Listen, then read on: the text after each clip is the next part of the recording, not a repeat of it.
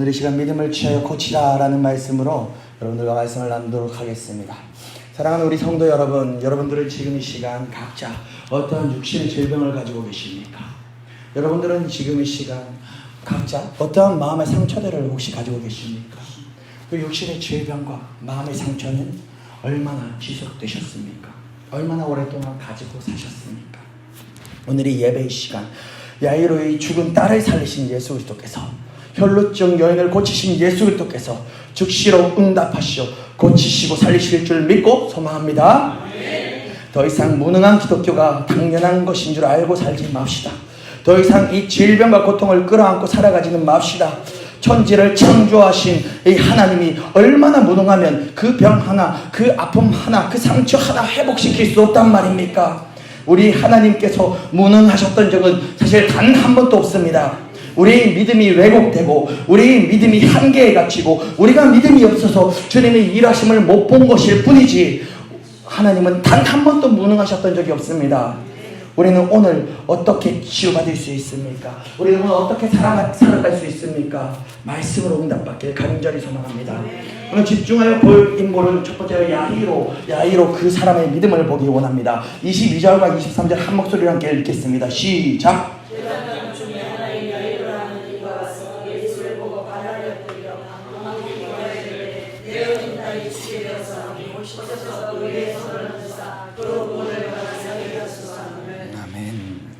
이 야이로는 가버나움 회당장이었습니다. 그리고 12세의 아마 외동딸로 보여지는 그 외동딸 하나가 있었던 것 같습니다. 회당장은 굉장히 막중한 책임을 가지고 막중한 지위를 가지고 있는 사람이었습니다. 회당의 책임자이기도 하고 공공예배를 주관하거나 그 성경을 낭독하거나 기도하고 설교할 사람을 그 지명하면서 그 회당의 건물과 기구와 그 두루마리기 성경을 관리하는 그 자들을 감독하는 게 바로 회당장이었습니다. 그러니까 그 사람들보다 한 단계 더 위에 있는 거죠. 당시 회당에는 한 10명의 회당 관리자들이 있었고 그 가운데 3명의 원로 장로들이 그 회당자의 역할을 하면서 7명의 그 관리자들, 회당의 관리자들을 지도하는 그런 그 역할을 했던 게 바로 회당장입니다. 그러니까 상당한 지위를 가지고 있었습니다. 가버나움 회당장이었던 야이로는 누구보다도 높은 지위를 가진 자였습니다. 종교 지도자이기도 했습니다. 더군다나 예수님은 그 기독권에게 지금 공격받는 그런 대상이 바로 예수님은 이단이다, 바알세불의 힘을 입어 저 사역을 한다. 그 예수님을 그 종교 지도자인 회당장 야이로가 찾아간 것입니다. 그리고 그 앞에 넙죽 무릎을 꿇고 엎드려 버립니다. 왜냐하면 12살짜리 외동딸 그 야이로의 딸이 죽음 앞에 있었기 때문입니다. 그 야이로는 왜 예수님 앞에 무릎을 꿇었습니까? 왜 그 발 앞에 엎드렸습니까? 바로 예수께서 손만 대면 그 딸이 살아날 줄 믿음이 있었기 때문입니다. 예수께서 딸아이에게 가는 과정, 야이로가 그렇게 고백을 하고 예수님께 나아갔습니다. 그렇게 고백을 하고 예수님이 이제 야이로의 딸을 보러 가기 위해서 야이로를 따라갑니다. 그런데 예수님이 야이로의 딸을 보러 가는 과정 가운데 야이로의 그 딸이 숨통이 완전 끊어져 죽어버립니다. 그래서 회당장의 집에 사람들이 쫓아와서 알리는 것입니다. 회당장이요, 당신의 딸이 지금 이미 죽었습니다. 어찌하여 선생님을 더 괴롭게 하나이까? 더 이상 예수님을 힘들게 할 필요가 없어요. 이미 죽어버려서 이제 게임 끝났습니다. 그때 예수님께서 그 사람들의 얘기를 들으시고 회당장에게 이렇게 말씀을 하시죠. 두려워하지 말고 믿기만 하라. 이 말씀을 회당장에게 하셨는데 오늘 이 시간 우리들에게 하십니다. 두려워하지 말고 믿기만 하라. 완전히 끝난 것 같은데, 완전히 박살난 것 같은데, 완전히 숨통 끊어진 것 같은데 두려워하지 말고 믿기만 하라. 저와 여러분들에게 주님께서 주시는 말씀입니다. 현실은 하지만 딸아이가 이미 죽은 것입니다. 사망 판정을 이미 받았습니다. 의사가 사망 선고서 내렸습니다. 그때 회당장은 현실을 받아들이는 선택을 하였습니까? 아니면 예수님의 말씀처럼 두려워하지 말고 믿기만 하였습니까? 회당장은 두 가지 선택의 그 기로에서 두려워하지 말고 믿기만 하였습니다.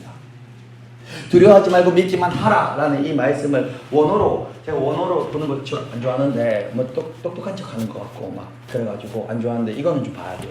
원어로 살펴보면 이 믿으라라는 명령에 사용된 현재 명령형 동사 피스티에라는 이 원어는 믿음을 계속 지속할 것을 촉구하는 것.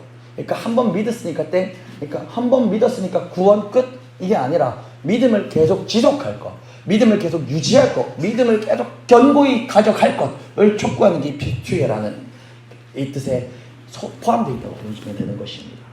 그러니까 해당장이 예수님께 나와서 처음에 예수님 손만 대면 내 딸 낫습니다, 좀 도와주십시오 했을 때 믿음이 분명히 있었습니다. 그런데 예수님은 그 믿음만 필요한 게 아니라 그 다음에 해당장이 어떤 이제 믿음이 있었는데 고난이 왔습니까? 딸아이가 완전히 죽어버렸지 않습니까? 그때 넘어지면은 그거는 믿음이 아닌 거예요. 딸아이가 완전히 죽었을 때라도 그 처음에 넙죽 엎드렸을 때 그 믿음을 계속 유지하라 이겁니다. 그래서 두려워하지 말고 믿기만 하라, 이렇게 믿음을 유지하라고 예수님께서는 촉구하시는 것입니다. 어찌 생각해보면 예수님께 믿음으로 나아가 기도하고 도움을 요청하고 있는 가운데 상황이 더욱더 악화되고 나빠지셨던 적 없습니까? 여러분들 개인적인 어떤 기도 제목들이 있어서 그걸 가지고 교회 나와서 막 기도를 하는데, 기도를 하면 점점 좋아져야 되는데 이거 뭐 상황은 더 구석탱이로 몰리는 그런 적 없으셨습니까? 그때 예수님 혹시 지금 그런 상황 가운데 있는 분 계시다면 예수님께서 약속하시고 말씀하십니다. 두려워하지 말고 믿기만 하라. 예수님께서는 지금 야이로의 딸에게 걸어가고 있는 것처럼 믿음으로 예수께 나와 넙죽 엎드린 우리들에게 지금 걸어오고 계신 것입니다. 그러니까 두려워하지 말고 믿기만 하라 라는 그 말씀에 순종하면 되는 것입니다. 회당장 야이로는 예수님께 믿음으로 나와 간구하였는데 불구하고 딸아이가 죽어버렸습니다. 그런데도 계속해서 포기하지 않고 끈질긴 믿음, 계속된 믿음으로 예수님께 나아갔습니다. 결론에 가면 결국 죽은 딸을 살리시는 그 예수님을 보게 됩니다. 회당장 야이로는 그 믿음으로, 끈질긴 믿음으로 결국 그 딸을 살리게 됩니다. 두 번째 인물이 등장합니다. 혈루증 여인입니다. 오늘 이 말씀을 보면, 성경에서 보면 소제목을 성경에서 갈라놓잖아요. 21절 위에 보면 야이로의 딸과 예수의 옷에 손을 댄 여자라고 소제목을 갈라놨는데, 이 스토리가 두 개인데 한 소제목으로 갈라놨어요. 보통 성경에서 보면은 한 스토리에 한 소제목으로 갈라놓는데 오늘은 왜 야이로의 딸과 혈루증 여인의 스토리를 묶어놨는가? 이 두 사건 가운데 동일하게 예수님이 포커스를 맞추는 게 저는 오늘 믿음이라 생각합니다.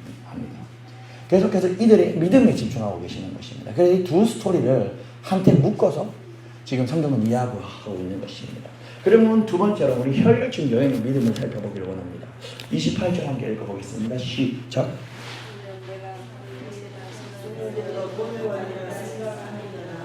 예, 혈루증 여인은 그 옷에만 손을 대도 구원을 받을 것으로 생각하였습니다. 혈루증 여인만큼 성경에 등장하는 인물 중에 또 불쌍한 사람이 어디 있겠습니까?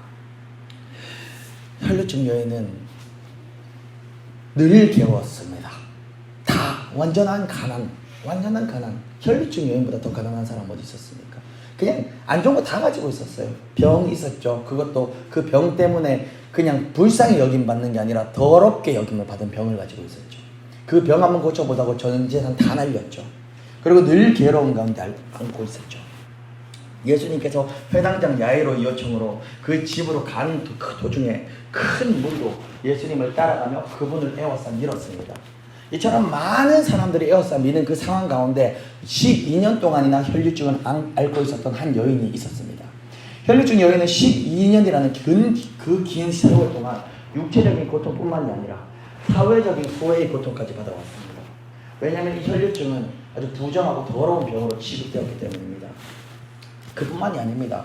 본인만 더러웠던 게 아니라 혈루증 여인이 침대를 만지면 침대도 부정해지고, 의자에 앉으면 그 의자도 부정해지고, 그 혈루증 여인이 그릇을 만지면 그 그릇도 부정해져 버리는 것입니다. 그 혈루증 여인이 손이 닿기만 하는 모든 것이 다 부정해 버리니까 사람들과 교제를 할 수 없었어요. 완전한 고립. 그래서 이 혈루증 여인은 인생의 가장 큰 소원이 그 병이 낫는 것이었습니다. 정말 모든 것을 쏟아붓더라도 그 병을 고치기를 원했습니다. 유명하다는 의사를 다 찾아다녔습니다. 많은 의사를 만나봤지만 차도가 없었습니다. 아니요, 차도만 없었을 뿐이 아니라 돈은 돈대로 날리고 병세는 더 악해졌다고 성경은 이야기하고 있습니다. 혹시 이 가운데 혈루증 여인과 같이 어떠한 문제를 세상적인 방법으로 해결하려 하시는 분 안 계십니까? 세상이 여기가 좋다 저기가 좋다 해서 쫓아다니고 세상을 바라보고 사람들의 말에 귀를 기울이는 사람 안 계십니까? 세상의 방법은 괴로움만 늘어나고 허비되고 병세는 더 중하여질 뿐입니다. 세상의 방법으로는 죄의 문제, 그 고통의 문제를 해결할 수 없습니다. 세상은 그 고통의 문제를 잊게 만들 수는 있겠지만, 잠깐 잊게 만들기 위해서 뭐 술이나 마약으로 이렇게 잠깐 덮을 수는 있겠지만 해결할 수는 없는 것입니다.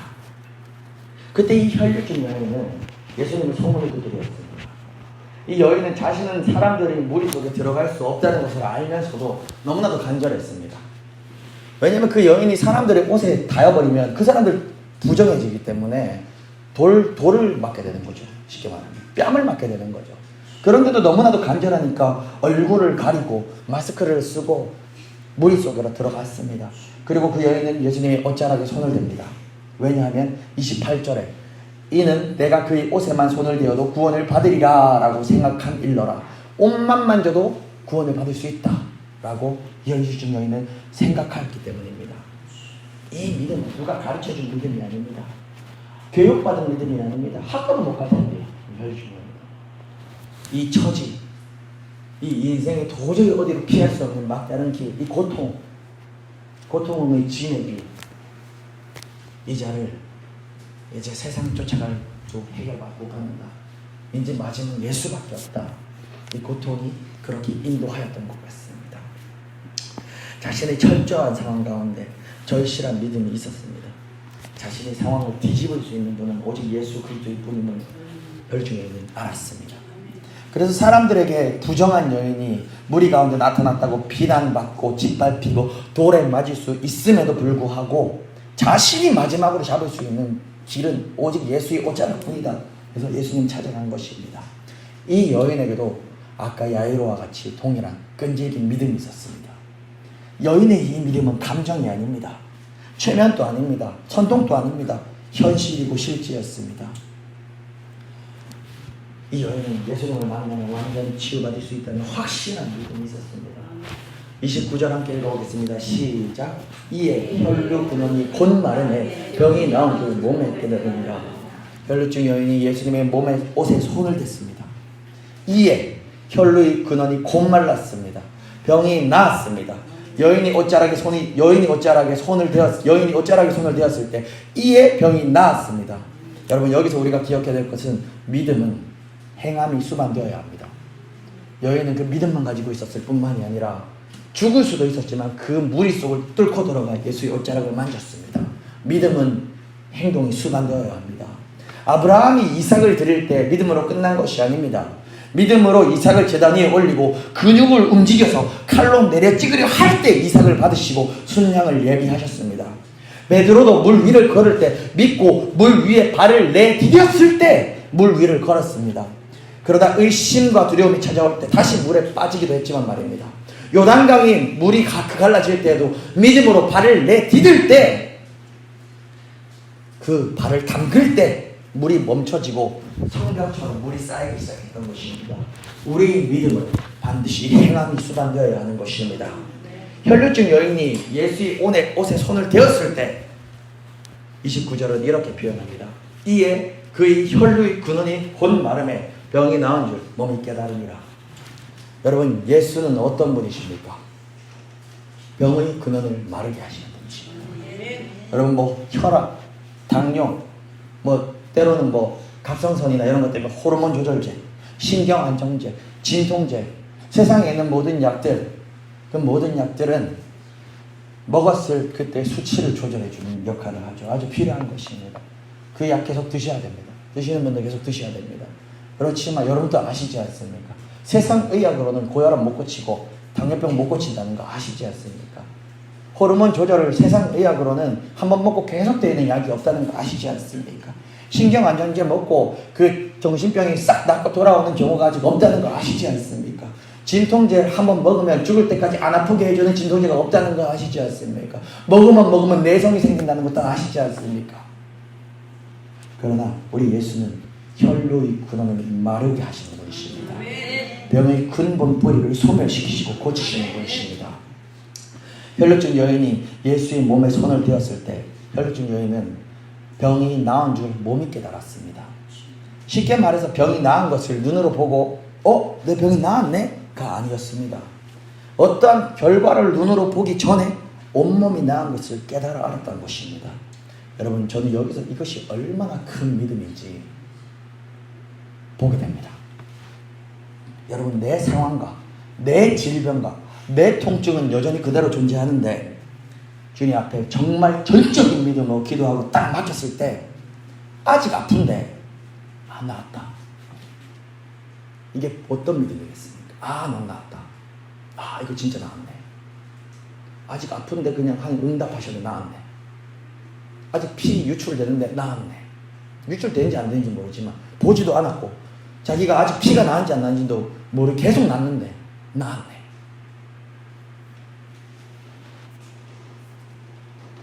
여러분, 이 믿음 모두가 있게 소망합니다.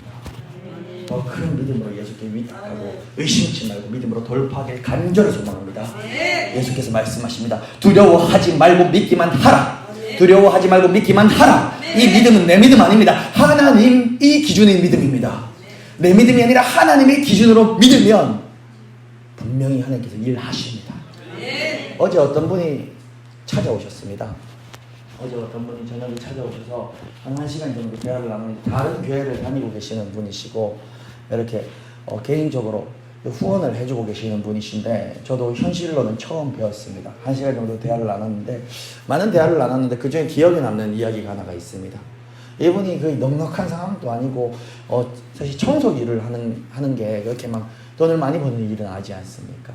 이렇게 여유가 있으신 것도 아니기 때문에 남들 다 은퇴하는 나이인데 여전히 또 65세가 지났는데 다시 또 다른 일자리를 그래서 일을 하시는 가정 가운데서도 지난 세월 선교사님들을 고정적으로 후원하시고 개척했다는 어떤 소식을 들으시고 저한테도 이제 이렇게 후원을 하시는데 저도 원래 고정원을 받는 걸 좋아하지 않는데 서로 별로 이게 불편해요. 이게 왜냐면은 딱 불편하기보다는 웬만하면 저도 잘 안 받으려고 해요. 고정원은 그냥 한목에 탁 주면은 감사하죠. 탁 기도하고 하나님 축복해달라고 딱 기도 주십시오 기도하고 딱 하는데 고정적으로 계속 하면 나중에 혹시 사실은 그 사람이 상대가 형편이 어렵고 이랬을 때 진짜 만 원이 귀할 때가 있잖아요. 살다 보면 그럴 때 다시 끊으려면 거기서도 미안하고 저는 거기서 미안해 하는 걸 보면 좀 괜히 제가 마음이 너무 아프고 돈이 하나님께서 어떤 방향으로든 필요하면 하나님 일하면 반드시 주시는데 그래서 저는 고정원은 싫어해요. 정말로. 근데 이분이 막 넉넉하고 여유로운 분이 아닌 걸 아니까 제가 유일하게 고정원을 이 한 사람만 받는데 이분 거는 내가 받고 기도를 해야 되겠다. 근데 봐봐요. 한 번 한목에 팍 주면은 한 번 팍 기도하고 이제 보고 이제 우리 성도들 돌보면서 하는데 매달 이렇게 통장에 찍힌 거 보면 이것도 기도를 또 쉴 수가 없잖아요. 그러니까 이것도 저도 이게 왜 그게 더 이제 부담인 거예요. 그렇다고 뭐 내가 쓰는 돈도 아니잖아요. 어차피 교회 운영비인데 내가 무슨 무슨 떡볶이 사 먹는 돈도 아닌데. 그러니까 고정원은 이렇게 목사 입장에서는 그렇게 달가운 일은 아니에요. 솔직히 말하면. 예. 그러니까는 저도 안 좋아하는데 그런 마음, 그런 이제 상황인 분이 연락 오셔서 꼭 하고 싶다고 하니까 이렇게 알겠습니다 하고 이렇게 하는데 이분이 이제 결혼하고 얼마 안 돼가지고 저기 어디 교회를 출석하시는데 남편분이 몸이 너무 안 좋은 거예요. 그래서 간이 너무 망가져가지고 얼굴이 그냥 사람이 시커멓게 된 거죠. 결혼하고 얼마 안 됐는데 근데 그 당시 애가 2명이 있었답니다. 어린 애기들이 막. 근데 이 남편이 지금 이제 오늘 내일 하니까 애 둘 데리고 살 자신이 없는 거예요. 그러니까 이게 방법이 없어가지고 정말로 매일 교회 가서 밤마다 기도를 하는데 얘기를 들어보니까 그냥 기도를 얼마나 했는지 교회에서 그냥 살았어요. 퇴근하면 교회에서 사는 거예요. 기도가 안 되면 앉아있다가 교회에서 또 들러보자고 그러다가 그 다음날 새벽 기도 끝나고 집에 가기도 하고 그래서 새벽 기도든 그 밤에든 늘 밤은 그냥 교회로 2년 반을 죽자 사자 다녔답니다. 2년 반 정도를 기도하는데 그날 또 어김없이 동일하게 교회에서 밤에 기도하고 또 그 다음날 새벽까지 또 기도하고 새벽 기도를 마치고 제가 교회에서 나오는데 그 밤에 기도할 때 강력한 성령의 메시지와 감동이 있었다는 거예요. 그리고 그날 아침에 딱 나오는데 그냥 길거리에 있는 꽃이 다르게 보이고 세상 만물이 다르게 보이고 와 다르더래요. 정말 다르더래요. 그 밤에도 그렇게 나사렛 예수 이름으로 병마야 떠나가라 이렇게 기도를 했다 하더라고요. 그리고 그 새벽 기도를 마치고 집에 가서 남편이 얼굴을 보는데 색깔이 싹 돌아왔다는 거예요.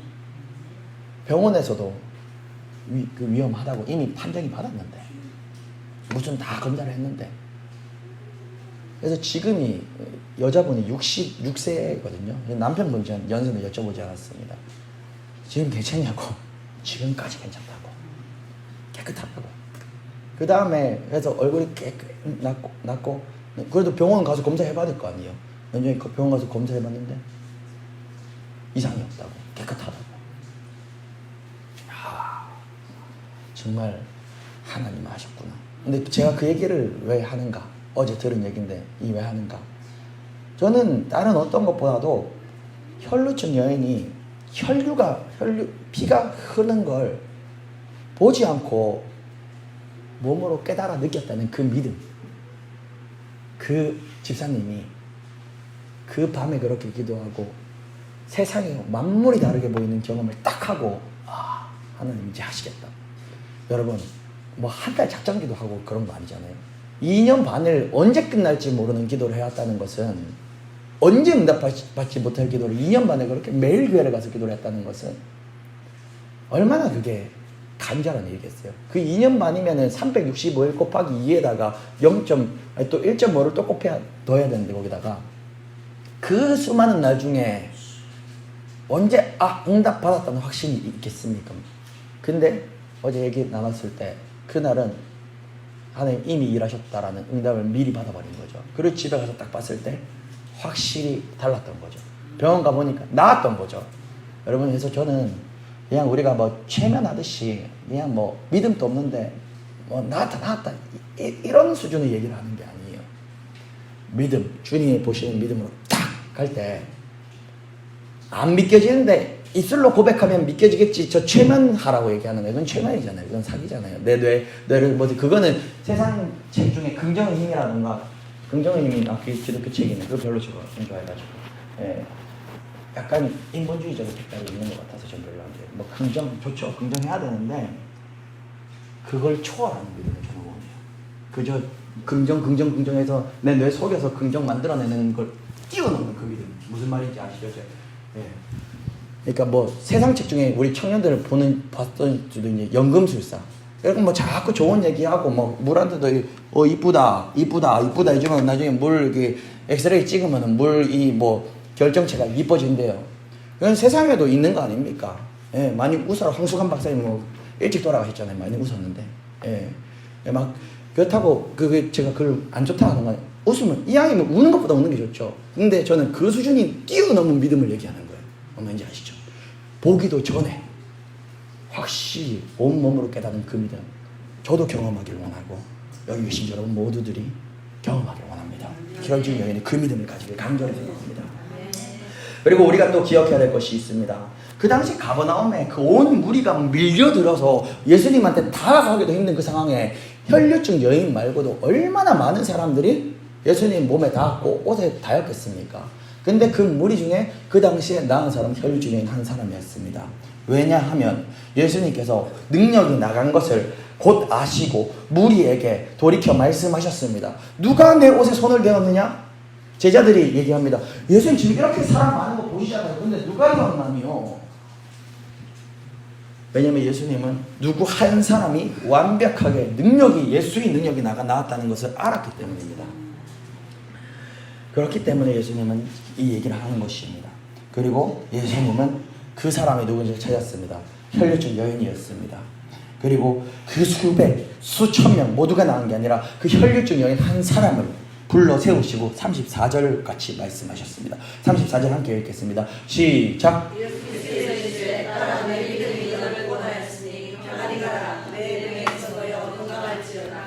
아멘. 예수님은 분명 따라 네 믿음이 너를 구원하였다라고 말씀하셨습니다. 많은 사람, 많은 회중, 많은 무리가 밀려들며 예수님이 만졌지만 혈류증 여인만이 그 현장에서 고침받았습니다. 무엇이 과연 그 차이를 만들었습니까? 바로 혈류증 여인의 그 믿음이 바로 그 차이를 만들었습니다. 여인의 그 믿음으로 예수의 능력을 취해버린 것입니다. 예수의 능력을 여인의 믿음이 취해버린 것입니다. 여러분, 오늘 이 시간에도 이 예배당에 많은 사람들이 있습니다. 우리 모두는 동일한 하나님께 예배를 드리고 동일한 하나님을 경배합니다. 그리고 우리가 예배하는 그 하나님은 천지를 창조주시고 없는 것을 있게 하시는 능력의 하나님이십니다. 그런데 예배의 결과는 우리 모두가 동일하지가 않습니다.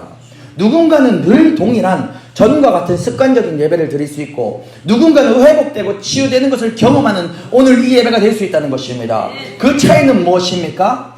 예배자의 믿음인 것입니다. 예수님은 갈 길 가는데 혈류증 여인의 믿음이 예수님이 옷자락을 통해서 능력이 나와가 그 여인 한 사람을 고쳐버린 것처럼, 수많은 사람이 만졌지만 그 여인의 믿음이 그 본인을 고쳐버린 것처럼, 여러분, 이 시간은 우리가 옆에 사람 볼 거 없습니다. 저를 볼 것도 없습니다. 여러분을 주목하고 계시는 하나님만을 보시면 됩니다.